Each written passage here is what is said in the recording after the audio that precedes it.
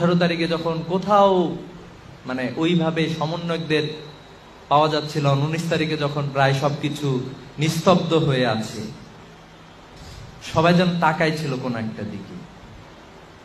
এই মুহূর্তটাতে এই আন্দোলনের ডিসিশন মেকিং এর জায়গাটা পুরোপুরি ইসলামী ছাত্র শিবিরের হাতে চলে আসে। আলহামদুলিল্লাহ,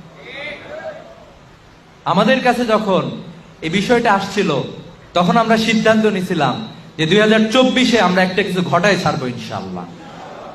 আমাদের সামনে দুইটা পথ ছিল, যে আগামী আরো 10, 15, 20 বছর হয়তো বা আওয়ামী লীগ এভাবে থাকবে, আমাদেরকে শোষণ করবে, অথবা এখন যাই হোক এই আন্দোলন টেনে নিয়ে যে এই আন্দোলনে আওয়ামী লীগের পতন ঘটাবো।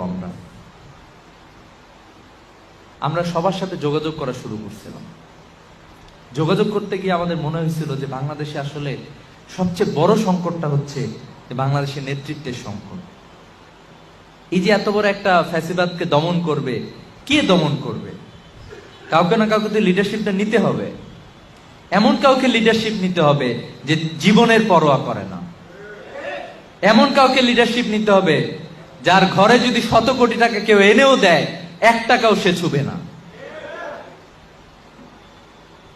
এরকম একটা জায়গায় হচ্ছে ইসলামী ছাত্র শিবিরের চমৎকার যে